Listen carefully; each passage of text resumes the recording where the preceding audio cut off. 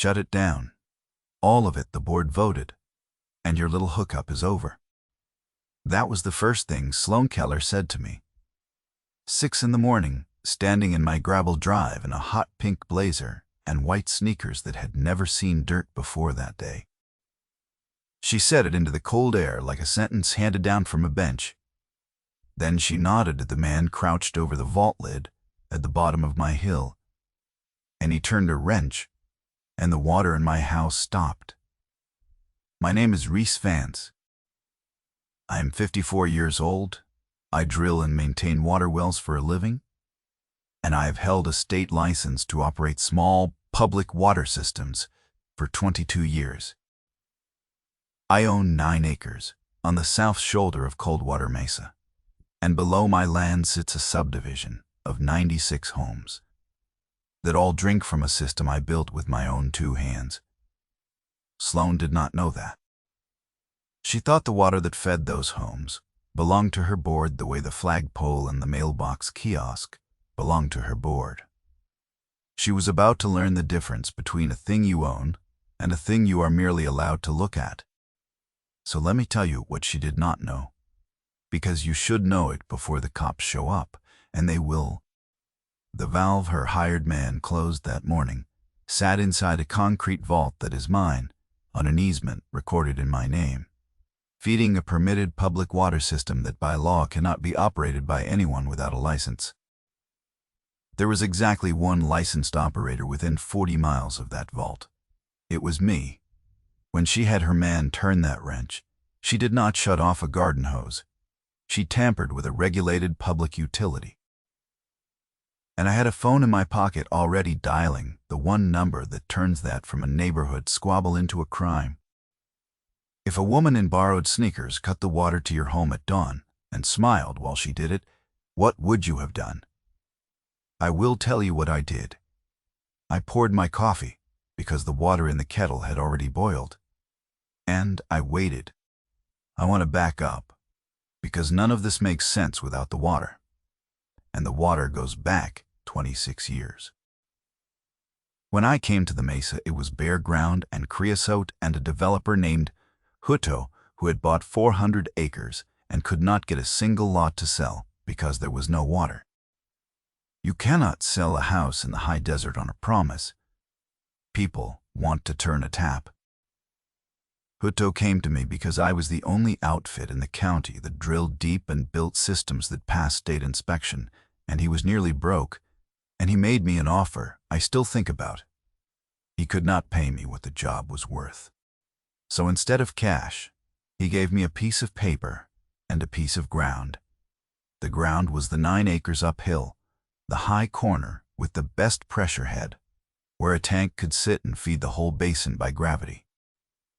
The paper was a recorded utility easement and an agreement that the well, the tank, the master valve, and the main line down to the subdivision boundary would remain my property, operated under my license, and that the homes below would pay me a flat monthly rate for water through their association. I drilled 410 feet to good water. I set the casing, built the tank, ran the line, and got the whole thing permitted as a public water system with the state. I was 28 years old, and I signed every document like my name meant something, because I had been raised to believe it did. For 26 years that water ran. Houses went up. Hutto sold his lots and left. A homeowners association formed to mow the common areas and argue about paint colors, and every month they collected the water fee from the residents and passed my share along, and I kept the system clean. I tested for coliform on the schedule the state set, driving the little brown sample bottles to the lab in town and a cooler on the seat beside me, so the numbers would be honest. I flushed the lines in spring, working down the basin, hydrant by hydrant, watching the rust run clear. I replaced the pump twice and the pressure tank once, the second time on a 106-degree day with my shirt soaked through and a teenager from the lab holding the flashlight. When a main cracked in a hard freeze, I was out there at 2 in the morning in my coveralls with a flashlight in my teeth, and the wind coming off the mesa like it had a grudge, packing the joint and bleeding the line. The people on that mesa drank because I made sure they drank. Most of them never knew my name. That was fine. A good water system is one nobody thinks about. My husband, Carl, used to say the tank on the hill was the only thing I loved that did not talk back. He was a quiet man who fixed diesel engines and laughed at his own jokes a half-second before he told them. So you always knew the punchline was coming by the way his shoulders went first. He helped me pour the tank pad back when we were young, hauling bags of mix up that hill in the bed of a truck with bald tires, and he is the one who set the trail of flat stones we still walk to reach the vault. He died 4 years ago, in the spring, fast, a thing in his chest none of us saw coming, here one Tuesday and gone the next. After that, the system mattered to me, in a way I could not explain to anyone. It was the thing Carl and I had watched fill at sunset 1,000 times, sitting on the doorstone of the little vault house with a thermos between us, the steel going gold in the last light, the float valve clicking shut when the tank topped off, a small mechanical sound that meant everyone below us would have water in the morning. I kept it cleaner than ever after he was gone. I waxed the gauges, I painted the casing. Some grief you carry. Some you flush through a line and test for coliform, and the test comes back clean. And for a minute you feel like you did one thing right. Sloane Keller came onto the mesa about 2 years ago. She bought the big stucco place on the rim lot, the one with the 3-car garage and the lawn she trucked in sod for, in the high desert where lawns die. She put herself on the architectural committee inside of a month and ran for board president the next spring, on a platform of raising property values, which on the mesa meant fining people for the color of their gravel. She won by 11 votes. The first thing she did was hire a management company out of the city. The second thing she did was start sending letters. I got my first letter from her in the fall. It was about the tank. The letter said the steel tank on the hill was a, quote, eyesore visible from the community entrance, and that I would need to either screen it with approved landscaping or paint it in, quote, earth tone color from the approved palette within 30 days. It was signed by Sloane as board president and stamped by the management company. I read it twice. The tank she was calling an eyesore was the reason her sod lawn had water to die slowly instead of fast. It sat on my land, not association land. The board had no more authority over the color of my water tank than they had over the color of the sky. I wrote back one paragraph. I said the tank was private utility infrastructure on private property and outside the association's jurisdiction, that I would be glad to discuss screening as a courtesy and that I could be reached at the number below. I sent it certified mail and kept the green card. I have kept the green card from every certified letter I have ever sent in my life. Carl used to laugh at the shoebox. I have 3 shoeboxes now. She did not call. She sent a fine, $200 for the tank, with a notice that it would compound at $200 a month until I came into compliance. That was the first number. Hold on to it. There would be a lot of numbers. Here's the part I want you to understand, because it is the engine of the whole thing. Sloane believed the water system belonged to the association. She believed the monthly fee the residents paid was the association's money, and that the tank and the well and the valve were association assets she had inherited, along with the gavel. She had never once read the original utility agreement. She had never pulled the easement. She had never asked who held the operator's license that the state required for that system to legally deliver a single gallon. She assumed. A woman who assumes is a woman building a house on a slab she never inspected.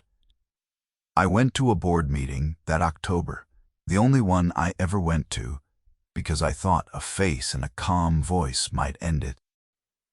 They held it in the clubhouse, off the community pool, fold-out chairs on a tile floor, a folding table at the front, with a water pitcher on it that I noted, with some private feeling, was full of my water. I stood up during the open comment period, in my clean shirt, with the easement and the license in a folder under my arm, and I explained plainly that the water system was mine, operated under my license, that the residents were my customers through the association, and that the association did not own the infrastructure. I held the folder up. I offered to lay every recorded document on that table right then for anyone who wanted to read it. Sloan did not even let me finish. "We'll have our attorney look into your claims," she said, the way you say it when you have already decided the claims are nonsense. And she said the word claims like it had a smell. A few heads in the folding chairs turned toward me, curious, and then turned back because she had already moved to the next agenda item. A man beside her, the treasurer, a soft-spoken fellow named Wendell Pace, wrote something on a legal pad and did not look up, and I noticed he was the only person at that table who wrote down what was actually said. I sat back down with my folder unopened on my knee. On the way out, a woman touched my arm in the doorway and whispered that she was sorry, that Sloan was, in her words, a force of nature, and then she glanced back to make sure she had not been seen saying it. I said, "Water is a force of nature too. It just takes its time." The fines compounded. By December, the tank fine was $800. In January, a second fine appeared, this one for the gravel access road I used to reach the tank, which crossed a corner of common area, and access I had used for 26 years, and which the easement plainly granted. $300. The day of week and time of day on these notices never changed. They came on Tuesdays. They were posted at 4 in the afternoon, taped to my gate by a kid the management company paid. I started a folder. Then a second binder. And then it stopped being about money and started being about the water itself. And that is where I should have known how it would go. In February, the management company sent a notice that the association intended to, quote, assume operational control of the community water system to ensure reliability and rate fairness for all members. They cited a board resolution. I requested a copy of the resolution.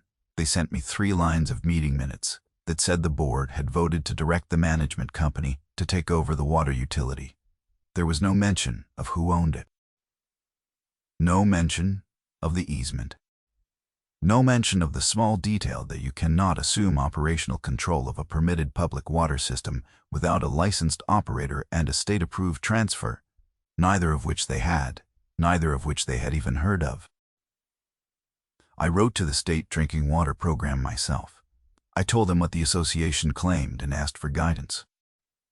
I got a careful letter back from a program officer that said, in language I have read maybe 40 times since, that the operator of record for that system was me, that no transfer application had been received, and that any operation of the system by an unlicensed party would be a violation they would be obligated to act on. I made 6 copies. I put 1 in each binder and 1 in the gray fireproof box where I keep the deed and the easement, and Carl's death certificate, and the green cards. That was the advantage. That letter is the wrench that turns the whole story. Sloan had a gavel and a management company and an attorney she paid by the hour. I had a license, a recorded easement, and a letter from the state saying in plain words that the water was mine to run and no one else's. She just did not know I had it, so she kept walking up the hill.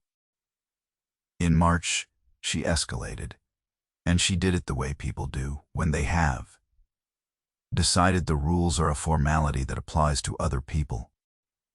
The management company sent a man up to the vault, the concrete box at the bottom of my hill that houses the master valve, and he cut my lock off with a bolt cutter and put on a lock of their own. I have it on camera. I had put a trail camera on the vault 2 years before, when the first fine came, because Carl always said document the boring days so the bad days have a witness. The footage shows a man in a polo shirt cutting my lock, snapping a new hasp on, and walking away. He never touched the valve that day. They were just taking possession of the box, marking it, like a dog at a hydrant. I called the sheriff's office that afternoon, not to start a war, but to make a report. So there was a number on a page somewhere. A deputy came out, a steady woman named Nadia Okafor, with sergeant's stripes and a flat, patient way of listening. She looked at the vault and the cut lock and the trail cam footage on my laptop, and she said it was a civil property matter. Unless and until someone tampered with the regulated equipment inside, at which point it became something else. She wrote it up. She gave me a case number. She said, if they go inside that box and touch that valve, you call me direct. And she wrote her cell number on the back of the card. I kept the card in my shirt pocket from that day on. I want you to remember that card. I cut their lock off the next morning and put 2 of mine on heavy brass ones. And I am not proud of the small satisfaction in the weight of them in my hand. Then I did the thing that mattered. I drove into town to my attorney, a plain woman named Ruth, who works out of a converted house with a porch swing and a dog of her own, asleep under the desk, and I spread the documents across her table the way I had wanted to spread them across the clubhouse table. She read the easement first, then the operator license, then the original agreement, running her finger down the margin and making small marks with a pencil. She tapped the recorded easement once and said, "This is the cleanest title document I have read all year. We filed for a declaratory judgment and an injunction. I asked the court to declare what the documents already said, that the water system was mine, and to order the association to keep its hands off the vault. I attached the easement, the operator license, the agreement, the state letter, the trail cam stills, all of it tabbed and numbered. I thought naively that paper this clean would slow her down. It did not slow her down, because here is what Sloan did next, and this is the part where she stopped being a nuisance and became an antagonist who actually had to be beaten, not just waited out. She knew, after my filing, that she had no document, so she made one. At a board meeting in April that I did not attend, she presented what she called a, quote, utility transfer resolution, a 2-page document that declared the association the lawful successor to the original developer's interest in the water system, asserting that the system had been, quote, dedicated to the association at the time the subdivision was platted. It was nonsense. The system was never dedicated. The agreement plainly kept it mine. But the resolution was typed, signed, and dated, and she had it notarized, and she filed it with the county recorder as if recording a lie makes it true. She also produced minutes from a meeting 6 years earlier, before her time, that she claimed showed the prior board accepting the water system. Those minutes were altered. I did not know that yet. I only knew the resolution had appeared, and that her attorney was now waving it at my attorney as proof the matter was settled in the association's favor. She had built herself a paper fort, and she had done it well enough that for about 3 weeks I genuinely worried. A judge, looking at a recorded transfer resolution and altered minutes, might grant the association a temporary order before the truth got sorted out. That is how these things go wrong. The lie gets to the courthouse first. She was not done. In May, she got her own injunction, a temporary restraining order, claiming I was interfering with the association's lawful operation of its water utility by keeping my locks on the vault. She caught a duty judge on a Friday afternoon with only her side of the story and a stack of official-looking recorded documents, and he signed it, A sheriff's civil deputy served me on a Saturday. The order required me to remove my locks from the vault, allow the association access. I read it 3 times on my porch with Gus, my blue heeler, leaning his weight against my leg the way he does when he reads my face better than I do. That was the black part. I will be honest about it. I sat on the steps a long time. The order had my name on it, and a judge's signature and the full weight of a court behind a thing that was a lie all the way down. The land Carl and I had watched the sun set over had a court order across it, now telling me to hand my own water to a woman in pink sneakers. I called Ruth. She was calm. She said a TRO granted on one side story is the easiest thing in the world to dissolve once the other side shows up. She said they got to the courthouse first with a forgery. Now we get there second with the truth, and the truth has a county seal on it. She set a hearing. For 10 days out. I removed my locks. I followed the order to the letter, because the whole point of who I am is that I follow the rules even when the other side does not. Before I took my locks off, though, I did 2 things. I photographed the inside of the vault, the valve in its open position, the meter, the pressure gauge reading normal. And I wrote a single letter to the state drinking water program, telling them that the association now had keys to the master valve of a public water system, and that no licensed operator was authorized to act for them. I sent it certified. I kept the green card. I did not know it yet, but that letter was the second wrench. For 10 days, nothing happened, and the nothing was its own kind of pressure. Then came the morning I started this story with. It was the day before the hearing. 6 in the morning, I was up because I am always up at 5, and the kettle was already screaming when I heard tires on my gravel. I looked out, and there was Sloan's white SUV with the association logo on the door, and behind it, the management company's truck, and a man I did not know carrying a valve wrench down toward the vault, and Sloan in the hot pink blazer and the white sneakers, walking up my drive into the cold with a folder under her arm and a look on her face I had seen on people who think the game is already won. "Shut it down, all of it. The board voted, and your little hookup is over," she said. She held up the folder like a badge. "We control the utility now.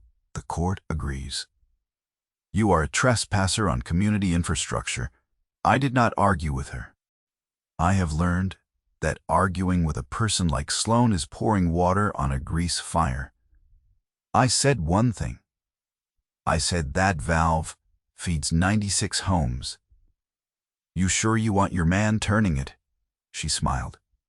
"We've taken legal possession. Reliability is our responsibility now." She nodded down the hill. The man turned the wrench. I heard the kettle behind me, and I heard the soft thunk of the master valve seating shut, and the pressure gauge on my own line, which I could see from the porch, dropped to 0.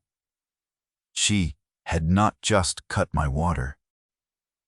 She had cut the water to 96 homes at 6 in the morning by having an unlicensed man operate the master valve of a state-permitted public water system. And she had done it in front of my trail camera, which I had quietly moved back onto the vault 2 days before, and on my phone, which was recording from the porch rail, and with her own words on the audio, saying the board voted and she controlled the utility. I poured my coffee. The water had already boiled, so the coffee was hot, and the kitchen smelled like a normal morning. I took the card out of my shirt pocket, the one with Sergeant Okafor's cell number on the back, and I called her direct, the way she had told me to. "They went in the box," I said. "They closed the master valve on the public system. I have it on camera. 96 homes are dry." There was a short pause. Then she said, "Don't touch anything. I'm coming. And I'm calling the state. And she hung up. Here is the thing Sloane never understood. The thing, the gavel, the pink blazer, and the forged resolution had hidden from her. The water on Coldwater Mesa was not a private dispute between a homeowner and her board. It was a public water system. The law does not care whose lock is on the vault. The law cares that 96 families turned their taps that morning and nothing came out, and that the person who shut the valve had no license to touch it, and that the one person who did have the license had been documenting every step for 8 months. When you tamper with a public utility, you do not get a neighborly mediation. You get the state, and behind the state, the sheriff. Sergeant Okafor arrived in 11 minutes. I know because I watched the clock. She came up the drive with no lights, parked square, and got out unhurried in her tan uniform with the silver badge, and the first thing she did was not talk to me, and not talk to Sloane. She walked down to the vault and looked at it. Sloane intercepted her halfway, waving the folder. The words, quote, board resolution, and quote, court order, and quote, lawful possession, spilling out fast. Okafor listened with that flat, patient face. Then she said something I could not hear, and Sloane's mouth kept moving, but her feet stopped. While that was happening, a second vehicle came up the road. A white state pickup with a drinking water program decal on the door. The program officer I had been writing to for months, a man named Royce Brunner, stepped out with a clipboard and a field bag, and I understood that Okafor had not just called the sheriff's dispatch. She had called the state directly, the way she said she would, and the state had a man 20 minutes out because a public water system going offline is the kind of thing they drop everything for. I want to slow down here because this is the reveal. And the reveal in a thing like this is not loud. It is a man with a clipboard reading a gauge. Brunner walked to the vault, looked at the closed valve, looked at the dead pressure gauge, and asked, "To the air, who operated this valve this morning?" The management company's man, the one with the wrench, said it was him, on instruction from the board. Brunner asked to see his operator license. The man did not have one, because there is no such thing as a board instruction that turns a man with a wrench into a licensed operator. Brunner wrote on his clipboard. Then he asked, "Who is the operator of record for this system?" And Sloane, fast, before I could speak, said the association had assumed operations under a recorded transfer. Brunner looked at her for a moment. Then he reached into his field bag and took out a file, and from the file a single sheet, and he read from it. He said the operator of record for public water system number, and he read the permit number off by heart, was Reese Vance, license current, that no transfer application had ever been submitted to or approved by the program, that the document the association had recorded had no legal effect on the operating permit whatsoever, and that the system had just been taken offline by an unlicensed party, which was a violation he was required to act on immediately. He did not raise his voice. He read it the way you read a meter. Sloane said the word "but" and got no further, because Brunner turned to Okafor and said, "I need this valve reopened by the licensed operator now. 96 connections are without water." And Okafor turned to me and said, "Miss Vance, are you able to restore service?" I said I was. I walked down to my own vault, in front of all of them, took the management company's lock off with the key I had photographed I'm having no right to, and opened the master valve I had set with my own hands 26 years before. I watched the pressure gauge climb back to normal, the needle moving up steady the way it had 1,000 times at sunset, and somewhere below us in 96 houses, the water came back, and, people getting ready for work and school, turned a tap, and a thing that had failed them at 6 was working again by 1/4 past. and most of them never knew it had stopped. That is the job. Nobody thinks about a water system that works. When I came back up the hill, the morning had rearranged itself. Sloane was still talking, but no one was facing her anymore. Brunner was writing. Okafor was on her radio. And another car had come up the road, an older sedan, and out of it climbed Wendell Pace, the treasurer, the soft-spoken man who had sat next to Sloane at every meeting, writing on his legal pad and never looking up. He had heard somehow, the way news moves on a mesa, that the water had been cut and the state had come, and he had driven up with a manila envelope in his hand and a look on his face like a man who had finally set down something heavy. Wendell did not make a speech. He walked to Brunner and Okafor and he said quietly that he was the association treasurer and that he had something they should see. He opened the envelope and took out 2 documents. The first was a set of board minutes from 6 years before, the real ones, the unaltered ones, which he had kept a copy of because he kept a copy of everything, the way careful people do. The second was the version Sloane had recorded with the county. The altered one. He laid them side by side on the hood of the state truck. In the real minutes, the prior board had voted only to continue paying the water operator the monthly fee. In Sloane's version, a paragraph had been added, in slightly different spacing, declaring the system dedicated to the association. Wendell put his finger on the added paragraph and said, "This sentence was never in the minutes I took. I took these minutes. I have the original on the association's own server with the date stamp. I have thought a lot about why Wendell did that. It was not love for me. He barely knew me.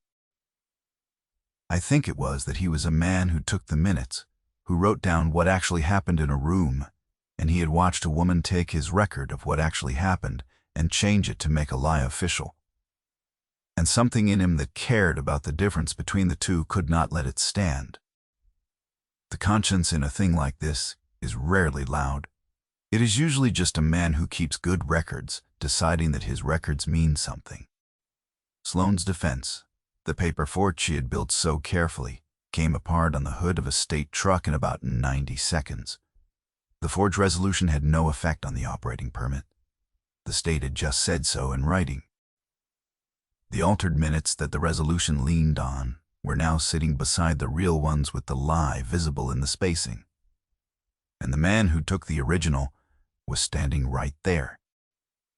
And the TRO she had used to force my locks off, the one whose hearing was the very next morning, had been obtained by handing a duty judge those same recorded forgeries as if they were true. Okafor did the part that the documents could not do. She walked over to Sloane and to the management company's man, and she informed them in that flat, even voice that operating a public water system without a license and taking it offline was a criminal matter under state law, that recording a falsified instrument with the county. She was not aggressive, she did not raise her voice. She was a neutral professional who had spent the morning gathering facts, and the facts had pointed one direction, and she turned that way the moment they did.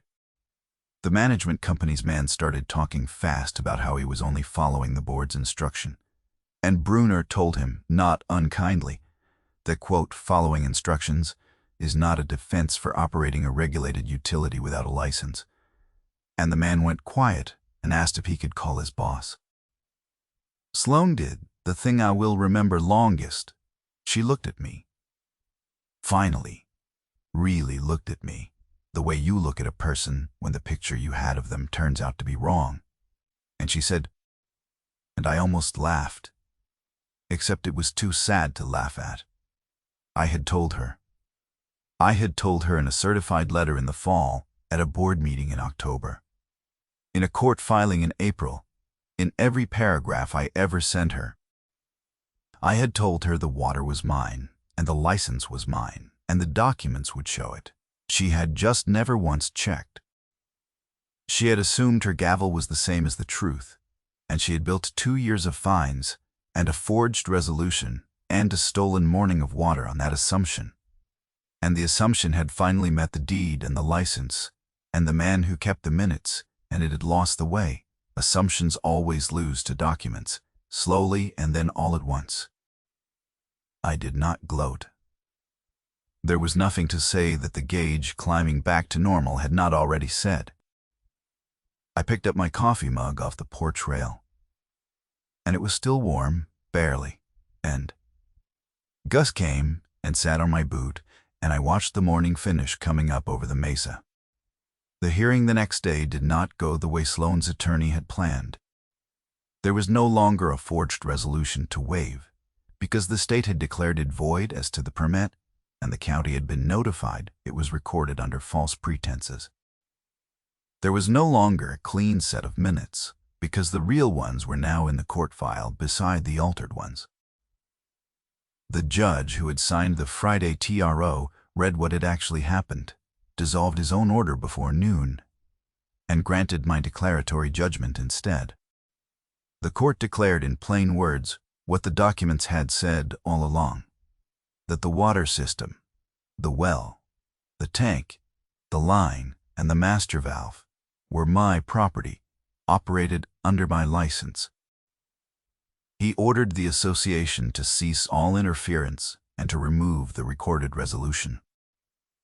Ruth called me from the courthouse steps and read me the ruling, and her voice had a small smile in it, and I sat in my truck in the parking lot and let myself feel it for exactly 1 minute before I drove home to flush a line. The consequences landed where consequences should, on the woman who reached for what was not hers. Sloane was charged. Tampering with a public water system. Recording a false instrument. The association's insurance would not cover an act the board president had committed knowingly and outside her authority, so the legal bills came down on the people who had stood behind her, and a special meeting was called, and the same residents who had elected her by 11 votes removed her, by a number I will not bother to count. Because counting, it would feel like the gloating I promised myself I would not do. The management company was let go. Wendell Pace, who had kept the real minutes, was asked to step in as interim president. And to my quiet satisfaction, the first thing he did was call me, not to fine me, but to ask whether the spring flush was still on schedule. I told him it was. I told him it always had been. The water never stopped again. The residents kept paying their monthly fee through the association, the way they always had. And I kept the system clean, the way I always had. And most of them went back to never thinking about where their water came from, which is exactly how it should be. A few of them came up the hill to thank me. One older man stood at my gate and said he had lived on the mesa 11 years and never known that the water came from one woman's well and one woman's license and one woman's habit of keeping every green card she ever got. I told him that was the idea. A good water system is invisible until somebody tries to steal it. The tank still turns gold at sunset. Gus and I still watch it some evenings. The steel going warm in the last light. The float valve clicking. Shut the way it has for 26 years. Carl was right that it was the only thing I loved that did not talk back. He was wrong that it could not give anything back. It gave me the thing that lasts.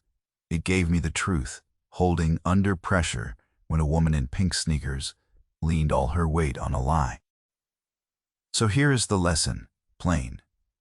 Because you came this far, and you earned it.